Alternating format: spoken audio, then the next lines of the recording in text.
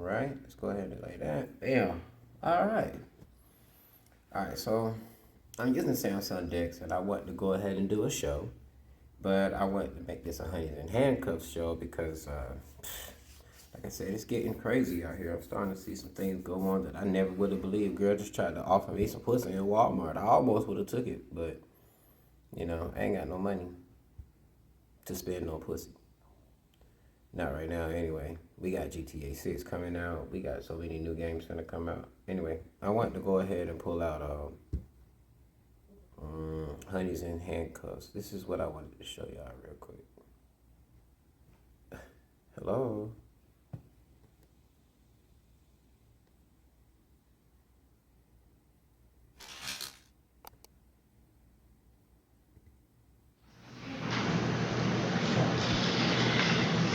I hope that's not too loud. As to count one, malice, murder, we, the jury, find Quanisha Johnson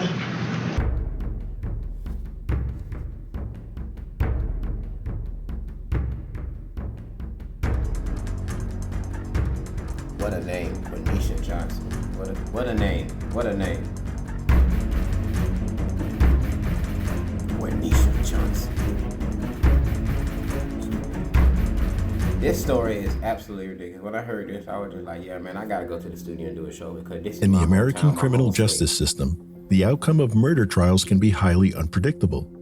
Cases that appear clear-cut, with substantial evidence pointing towards a definite verdict, can be complex and nuanced, such as the trial involving Quanisha Johnson. The verdict in such situations depends on various factors, including how the jury perceives the case, the persuasiveness of the defense and prosecution, the reliability of witnesses, and the emotional impact of the evidence. These elements make It's crazy because over there is 5 Points. You can see the Mercedes-Benz Stadium right here. All of this is the Justice Center, City Hall, downtown. I forgot the name of that church. Just a courthouse, magistrate courthouse. Man, it's crazy. Where they at? Forsyth? That's on Forsyth Street. Let me see what they at real quick. That's Centennial. That's Centennial Olympic Parkway.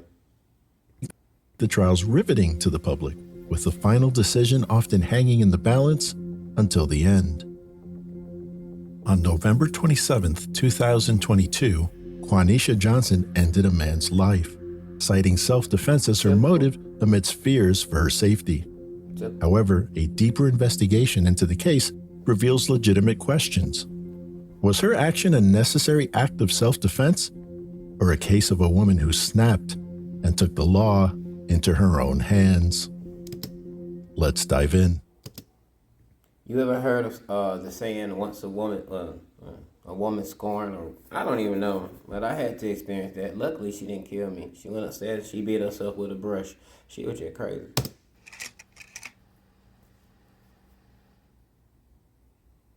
Quanisha Johnson is a 30-year-old behavioral health...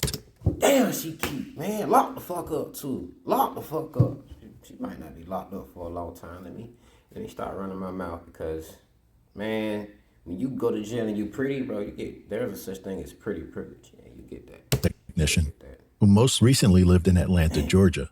She was born in May 1993 and has deep roots in Philadelphia, where she spent most of her young life. By all accounts, Quanisha was an ambitious mother of 4, including a 2-month-old baby. On December 1st, 2003, and has deep roots in Philadelphia, where she spent most of her young life. By all accounts, Quanisha was an ambitious mother of 4, including a 2-month-old baby. On December 1st, 2021, she moved into a 3-bed, 3-bath, 2-story rental property on Edenbury Lane in Lithonia. She was the sole person on the lease, and all utilities were in her name. Yo, man, why all the houses 30 days in Lithonia before look like that, man? They look like they just trapped in the 90s, man. That shit really ugly. That's Sandy Springs right there. The incident we'll discuss in this video, Quanisha allowed her former romantic partner, DeMonte Smith, to move into her home. According to... Ladies, you gotta do better. You gotta do better. I don't judge, man, but you gotta do better, bro. Like, you gotta have an eye for discernment. You got to do better. What is this? What is this? Let's let the shit play. Because what the fuck, bro? Quanisha's testimony, the 29-year-old DeMonte had been going through a rough patch legally and financially and had nowhere else to go. Father to 3 kids of his own, he had recently been released from prison on a felony charge. Dog life is all the way fucked up. You 29, you having financial problems, you got 3 kids, you just getting out of prison on a felony charge. Get the fuck out of here, bro. And this is the man you chose to bring into your house. According to some published reports, DeMonte is the biological father of Quanisha's infant son, but as you will find later, this becomes an open question. Nevertheless, things quickly went in the wrong direction for the couple, as they often bickered. Quanisha publicly shared that during disagreements, DeMonte frequently... Domestic violence is super high in Atlanta. Give me 1 second. Let me show you this real quick. Actually, I can't even type. I can't even type this damn keyboard so jacked up. You hear? I gotta keep hitting the motherfucker. I'm gonna go get one. He threatened to cause her physical harm. Statistics, but domestic violence His is super threats high became a reality during the week of November 6th, when, during a heated verbal altercation, somebody touched him. Somebody touched that boy. See?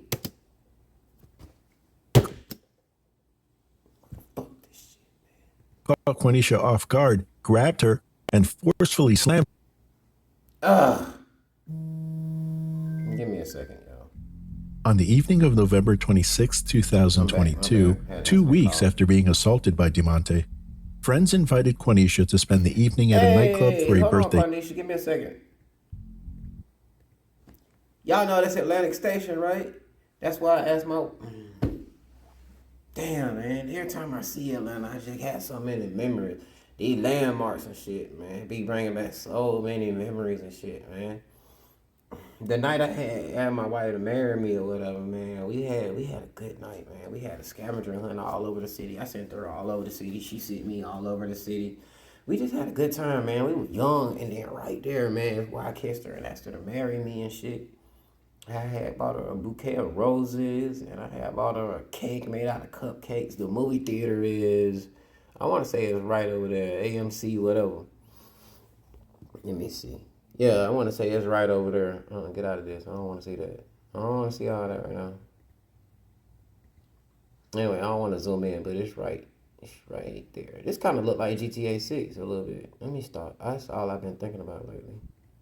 On the evening of November 26, 2022, 2 weeks after being assaulted by DeMonte, friends invited Quanisha to spend the evening at a nightclub for a birthday celebration.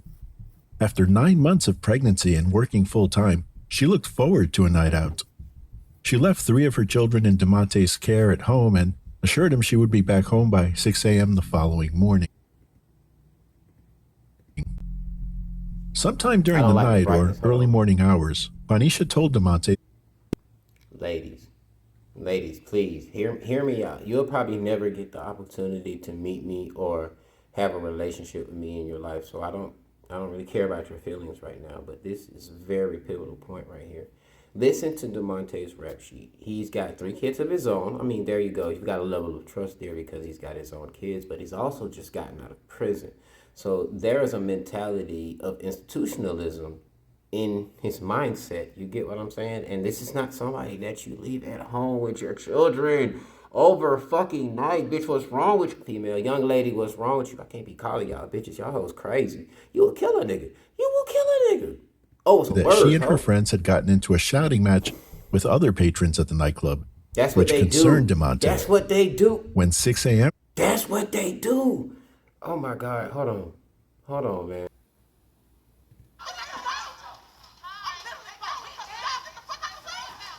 DeMonte. That's all you said one time. Y'all said I was big for nothing. Now that's big for nothing. Because when I socked her and dropped her, it's done. I don't want to fight no more, babe. I dropped you. You said one time. No, I dropped you. It's one time. You dropped me. I'm sorry. You got to do one of my favorite shows. Bitch, you thought you was jumping? Tyson, bring your weak ass up out of here. That's how you trying to get your ass. Get your ass out here, you pussy ass hoe. Yeah. Excuse Come on, because we turning up tonight because the big bang hit. Let me tell you when I don't want to see.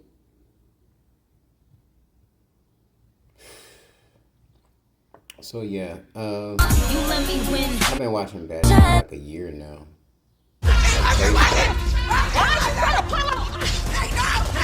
Just get the full experience of the baddie house. And I got first dibs. Where's my bed? Because I know it's gonna be lights, camera, exactly.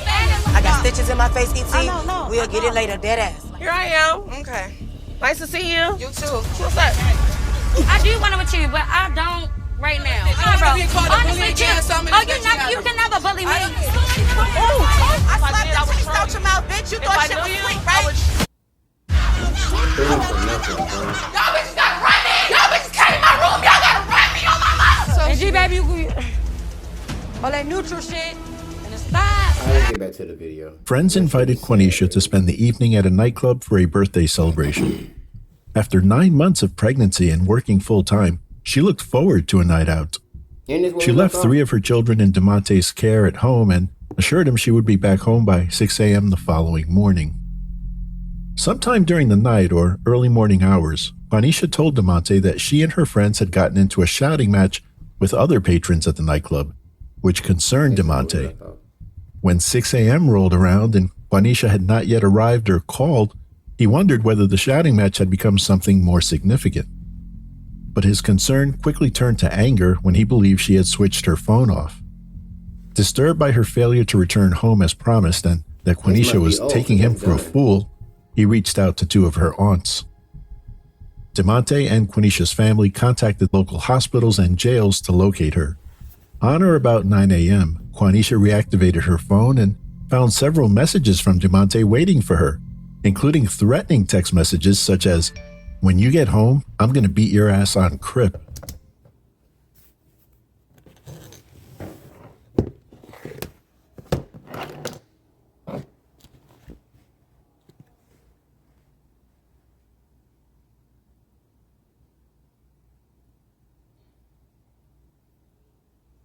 This shit really sad, bro. That shit really sad, bro. By the time you start getting close to 30, you should start gangbanging for real. That shit ain't even cool, player. Like I really don't even want to really speak on that shit, right? Cause, well, let's see how tough homie end up being. Declaring that he would physically assault Quanisha upon her return home, guaranteed. With the memory of the previous assault still on her mind, Quanisha called her aunt and then included DeMonte on a 3-way call. During that call, Quanisha's aunts overheard DeMonte claim, "Where the F have you been? I've been trying to get in touch with you." And, "When you get home, I'm gonna F you up." Quanisha would later testify that she took these threats very seriously and was frightened to go home to DeMonte. Before leaving her current location to return to her house, she called 911 to request a police escort.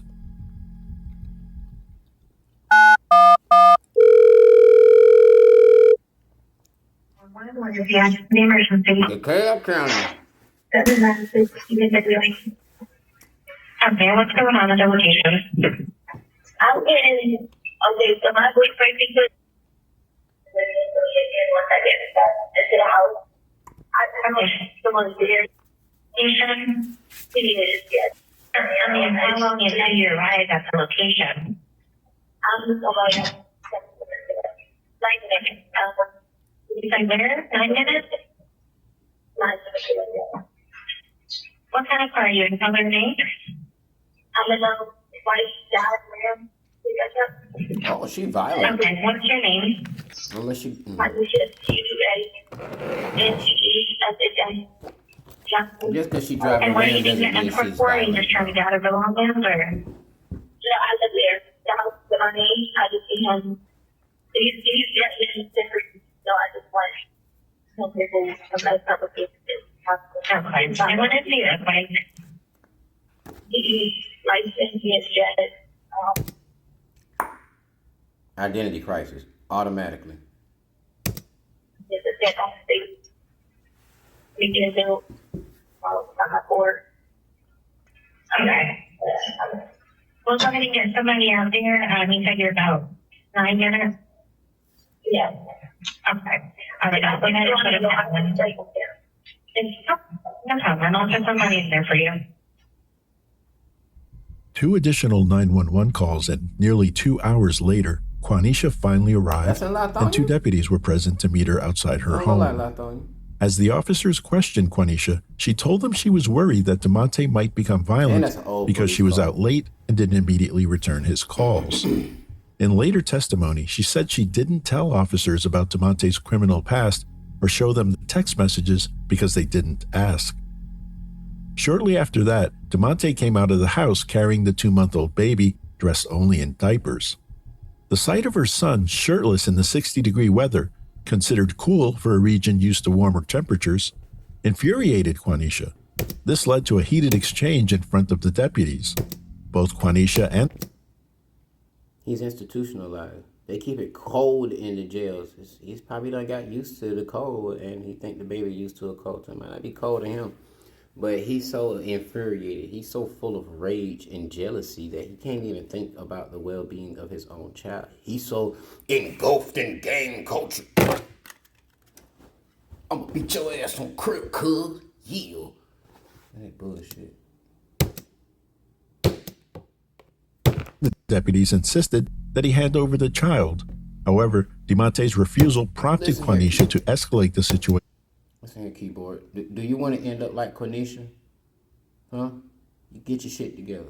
Actually, I don't even know what happened to Quanisha. by yelling, "That's not even your baby. You're not even on the birth certificate. I'm going to disappear again for 3 hours. What are you going to do then?" The officers noted in their reports that was I running my of the mouth? two, Quanisha was particularly, Sorry. "That's not even your baby. You're not even on the..."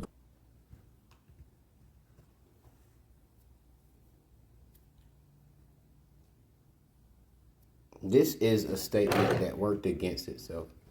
That's not even your baby. You're not even on the birth certificate. I'm going to disappear again for 3 hours. What are you going to do then? Okay? So do you care about your child or not? You just enraged this man and then threatened to leave him with another man's child. What? birth certificate. "I'm going to disappear again for 3 hours. What are you going to do then?" Does that make sense? It probably The don't make officers sense. It probably noted in makes their sense to you. reports that of the two, Quanisha was particularly aggressive towards them. Oh. The deputies instructed the couple to go inside the house and cool off. DeMonte returned to the house first, but before Quanisha went inside, she was captured on body cam audio in an ominous exchange with the deputies. Do you need anything else? Get down and get my extra tonight. So when I shoot him, the self-defense then what?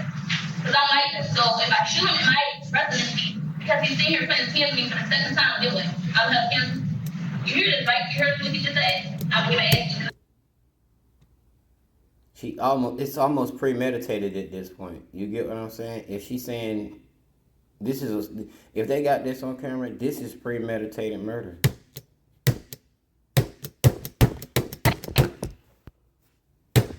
So when I shoot him, and I get caught, I have to get that house. The big thing you can articulate. I can't. What's going on? I can't. I'm sure.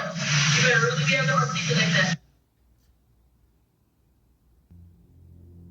Following this exchange, Quanisha entered the home and the deputies positioned their patrol vehicles nearby. They intended to wait a few minutes before seeing what happened next. Suddenly, Quanisha returned outside, retrieved a gun and a tire iron from her truck, and returned to the house. Moments later, chaos ensued. DeMonte is captured on doorbell surveillance, exiting the house and stumbling towards the deputies. He told one officer, "She hit me with the metal thing first, bro, and then she shot me. Hurry up before I die."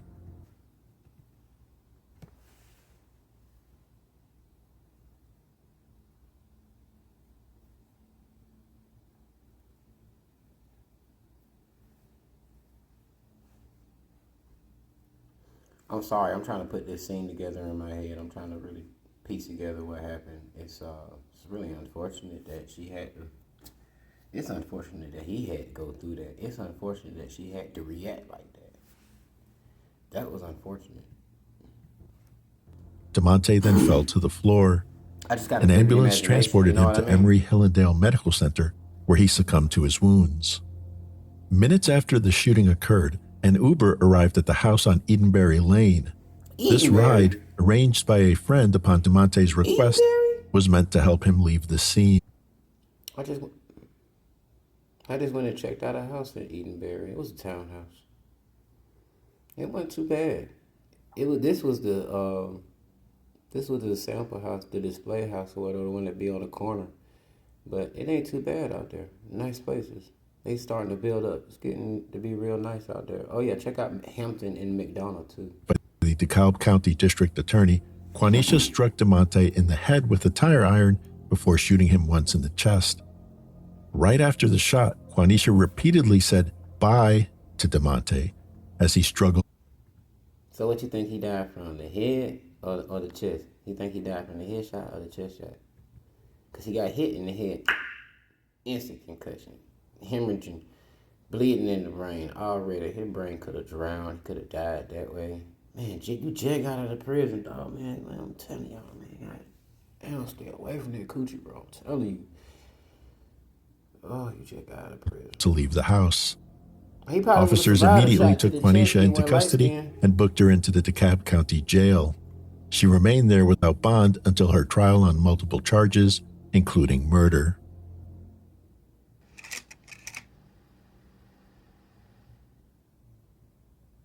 Quanisha's defense team sought immunity from prosecution under Georgia's Stand Your Ground law, filing a motion accordingly. Judge Shandiana Morris oversaw the immunity hearing on June 20th, 2023, where both sides presented their evidence. The defense brought forward 4 witnesses, including Quanisha herself, while the state relied on the testimony of the lead detective. However, inconsistencies in the defendant's evidence and contradictory testimonies led to Judge Morris's decision on July 21st to deny the motion for immunity. Great. She concluded that the defense did not successfully justify Quanisha's use of deadly force. As a result, the case was bound over to trial, leaving it to a jury to determine if Quanisha was acting in self-defense or cold-blooded murder. All right, give me a second, y'all, because they're going to sit here and debate. And so, do you want to hear the defense, the prosecutor? Do you want to hear what he has to say about the defendant who's now deceased? Let's see what he has. The parties that were in the house on that day. We have the defendant. We have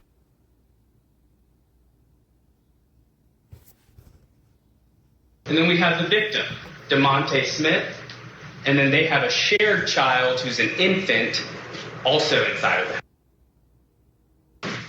So let's talk about it. So at some point between November 26th and 27th, late at night, the defendant leaves the home and she's out all night. She's clubbing, she's missing for multiple hours, and then she doesn't return to the house till 11 a.m. DeMonte, like I said, is taking care of the 3 children all night by himself and all morning. And at some point...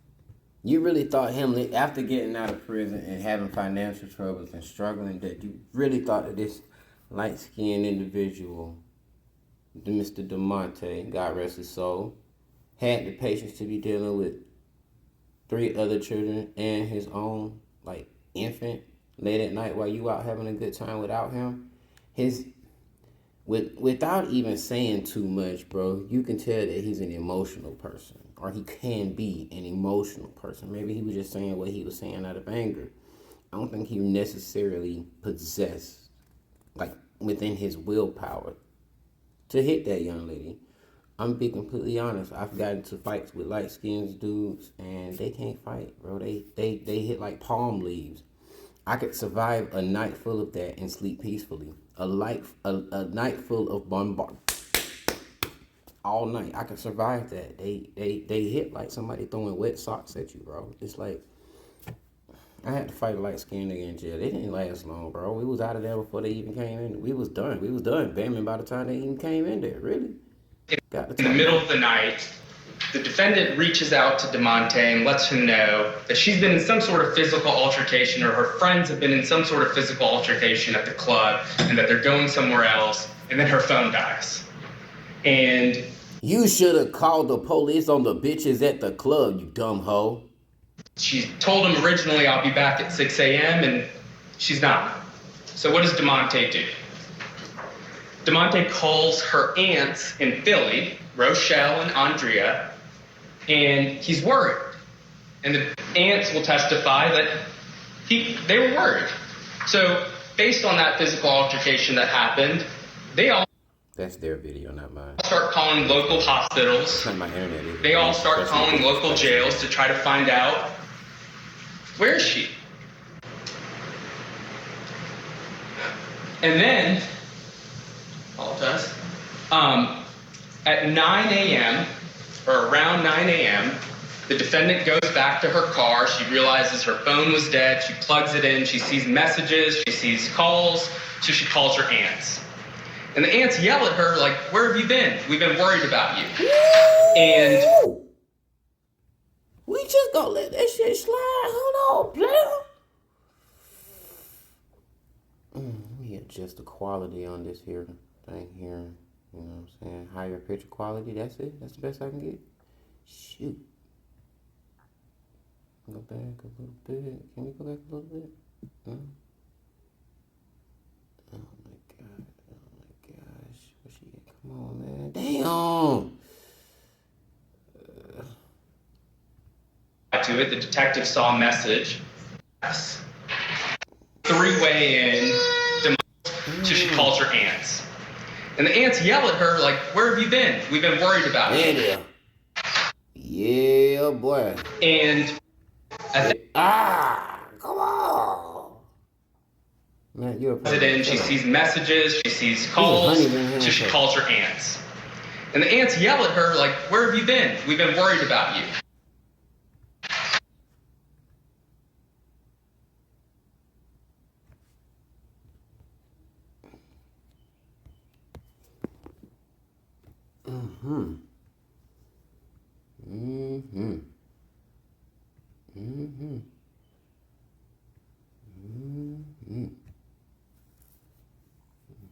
That real nice.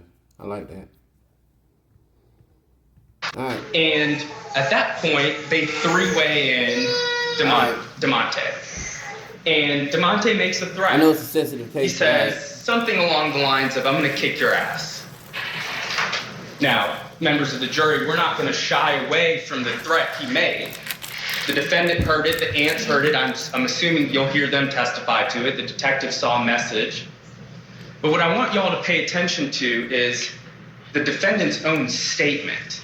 Because she made a statement to the police, and you all will get to hear that. And in that statement, she says, oh, I was just joking it off. I was laughing it off. I didn't take it serious.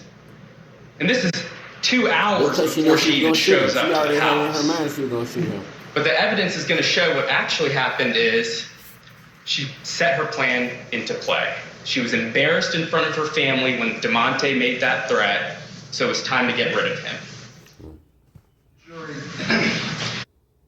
What y'all think? Y'all trust her? Y'all trust her explanation? I don't recognize the case that the prosecutor just talked about Sterling, at all. this is the defense. Juanisha Johnson pleaded for protection, cried for help, and she was left defenseless by police officers who knew better. She was left defenseless against a serial abuser by police officers who knew better.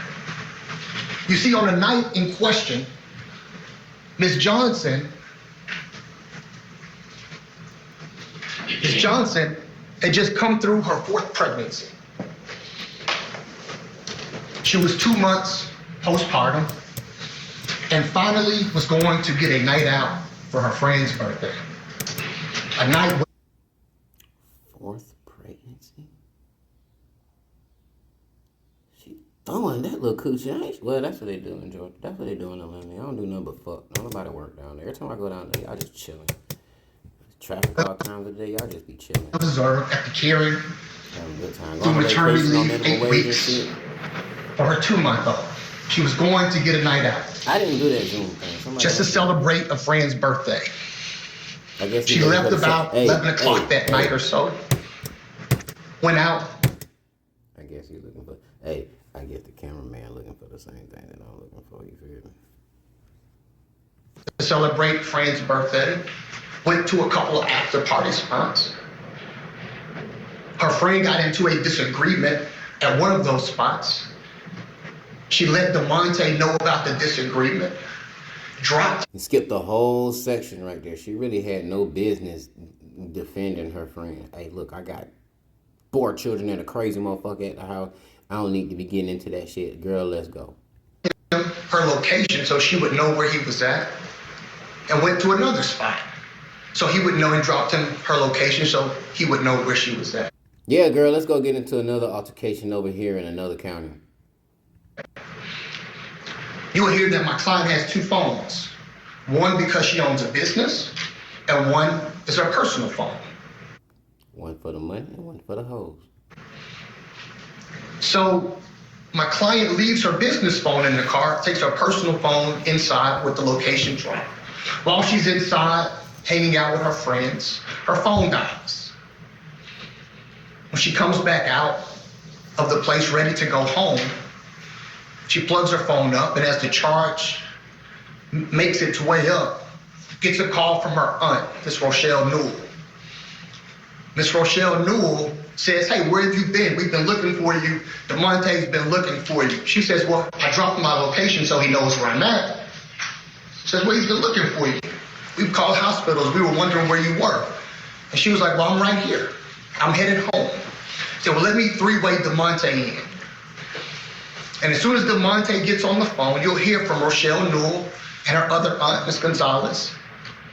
As soon as they get DeMonte on the phone and he asks questions, he's in touch with you.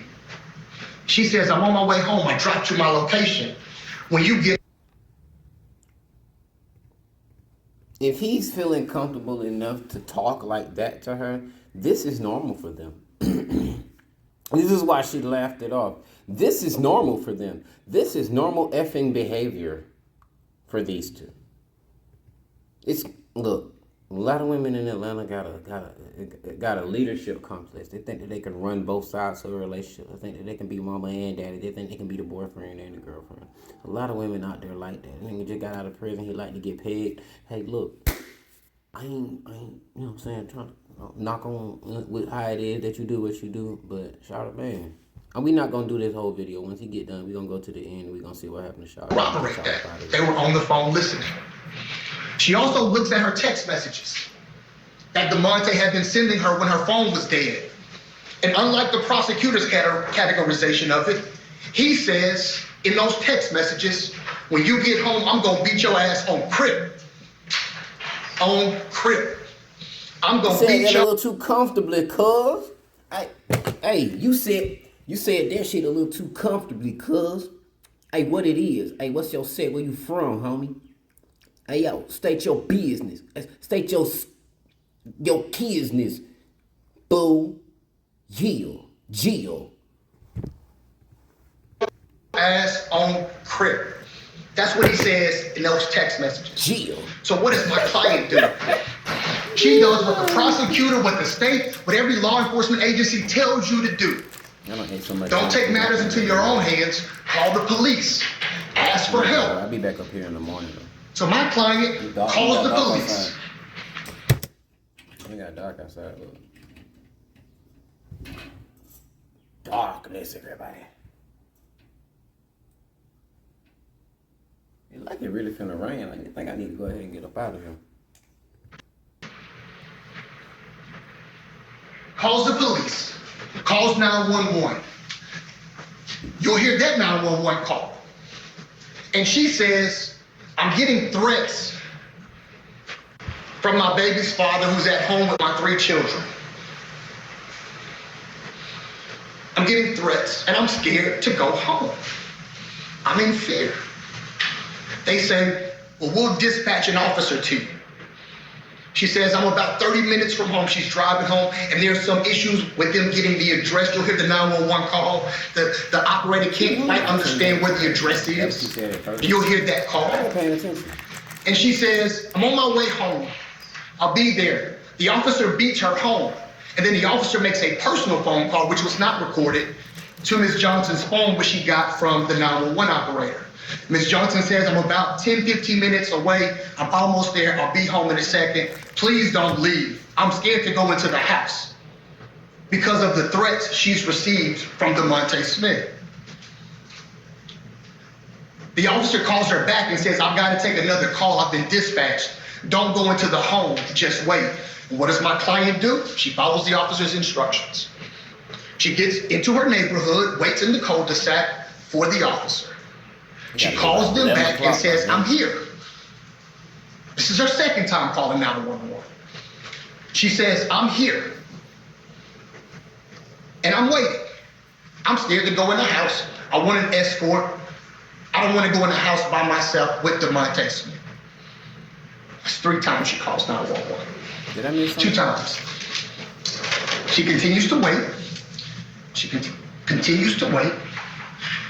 She calls 911 a 3rd time and says, hey, I don't know if y'all remember, but I'm the person who was waiting for someone to come and escort me to the house. I got the threats. And this time she says, look, I'm really concerned because he was irate on the phone. Right. And you'll hear from Miss Roche. Let me add a little bit of context. Man, when you call the police, typically in DeKalb County, man, they don't really be tripping about it. I'm so serious. They don't be tripping about it until like 10, 15 minutes later. Call go out to everybody. They don't really be tripping about it, especially when it comes to domestic, especially if you already had like a history. It sounds like these people don't already have a history. You get what I'm saying? He's just going over a lot of this shit. So, and he's going to start to fluff up and exclude a lot of details. Let me show you what's going to happen here. All right, so let's get right. I think it's right here. Where they go ahead and sentence her ass. But why did you feel that you had to defend yourself? I couldn't beat him. I mean, I knew he was gonna hurt me. I didn't call the cops. The cops left. I knew he was mad about that. I knew he was mad about me being out. He said he was gonna beat me. He's done it before. I just knew it was gonna happen. And he lunged at you. He did. And at that moment, you just pulled your gun out. I did. 1 shot. Yes, sir. And you've heard the recording that you say, bye. Sound like you missed it. Tell us what was going through your mind. Sound like I missed it. At that point, I can't even tell you. Honestly, I just know I shot and it was just like, I don't know. Like, I just know that I had to defend myself. She gets so sweet and innocent. They must have bonded her out. So she can get in her court date. And where were your daughters at? They were downstairs. And do you remember telling your daughters, tell them he hit me? As we were walking out, I do recall saying that as we were like, once we got outside, I do recall saying that. But you told the detective he didn't hit you. Yes. He just came at you, lunged at you. Yes, I told him he didn't hit me that day. Yes. And you felt like you had to do it to defend yourself from being injured by him again. Yes. And did you go down and give the police a statement? I did. Did you fully cooperate? I did. Did you tell them what had happened? I did. Did you give them access to your cell phone? I did. And what about the surveillance video in your house? I gave them access to that as well. And when you went outside, what did you say to the police who were still waiting outside? That I told y'all he was going to do it. And what happened after that? I was handcuffed and put to the police car. So you didn't have your phone or anything on you at that point? I didn't. Did you ever go back to that location? I didn't. Did anybody in your family ever go back to that location? They went once. They went to retrieve some of my items for my daughters because my daughters were transported to Philadelphia. Once they got there, my house was flooded. My cameras was ripped out of the wall. Everything was damaged. My roof was caved in. So it wasn't nothing really solid.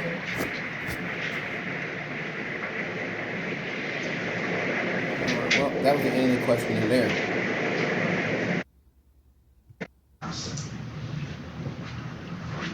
Yes, I don't recall saying it. Had I been to my senses. No remorse. I'm not worried for my safety. Here's what I wanted to get to. My bad. Why then is she saying to 911 on the third call, quote, I'm not worried about my safety. But now here in court, it's, I was scared for my life. I was crying for the police not to leave. I thought my life was in danger. When minutes prior, she's telling 911, I'm not worried for my safety. She a schizo. She bipolar. A lot of them bipolar. A lot of them schizophrenic. A lot of them got personality disorder. She announces her intention. All that fucking, you got all these soul ties inside your body. Let me vent for 2 seconds. We got all these soul ties from these crazy motherfuckers, because look who kind of people that you attract. These are soul ties from men trapped inside your body, trapped inside. So you really got this identity crisis. So it's just like you don't really have a clear view of what you're doing, a clear direction. You got so much nut in you that you can't see. You got nut up in you into the eyeballs. You was looking to get nutted in last night. Not last night, but that night. You get what I'm saying? Oh, well, I'm going to go somewhere else. I mean, I'm finna go home and check on my children. I'm a parent. That's the first thing out my mouth. I ain't finna go home and check on my children. I just got into a scuffle tonight. I want to go see if my daughters are okay because I left them with this fucking maniac. She announces her intention to the police. And by that, I mean she says to them, okay, when I shoot him.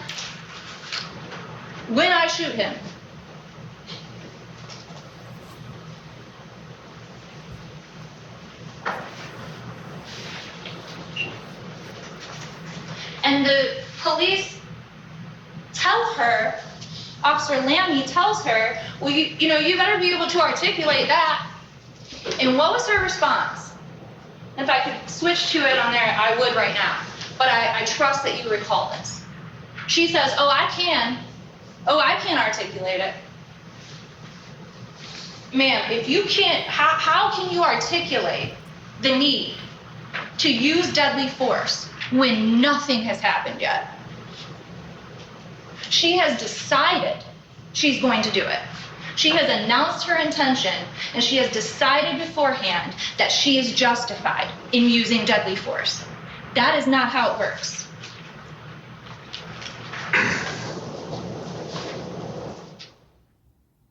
After both sides presented their evidence, witness testimony was heard, and closing arguments were passionately delivered, the moment had arrived for the jury to retreat to their chamber, sift through the facts, and render a verdict.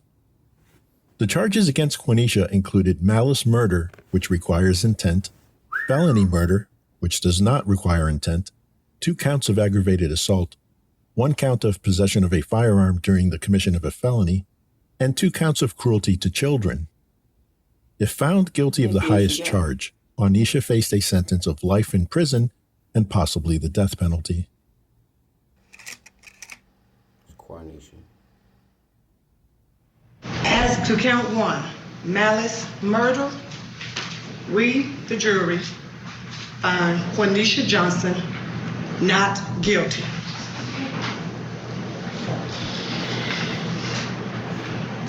As to count 2, felony murder, we, the jury, find the defendant, Quenisha Johnson, guilty of voluntary manslaughter. As to count 3, aggravated assault, family violence, we, the jury, find the defendant, Quenisha Johnson, guilty.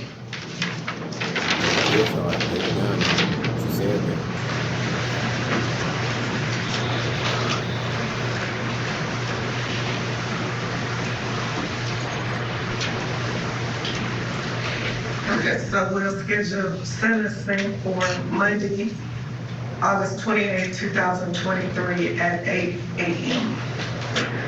Okay, so we're in recess. Do you all want to talk to the jury? Judge, I know Mr. Sterling did ask if Ms. Johnson could remain on bond, and I know Your Honor didn't make a ruling. The state would ask the defendant be remanded into custody. So I'm gonna allow Miss. If you ask me, bro. Alright. So out of the 5 counts, she got convicted of. She got found guilty of 3. I'm guessing they're running the 2 family violence charges concurrent. Domestic violence, family violence. I'm thinking they're running them 2 together. She got found for manslaughter, which is typically a lower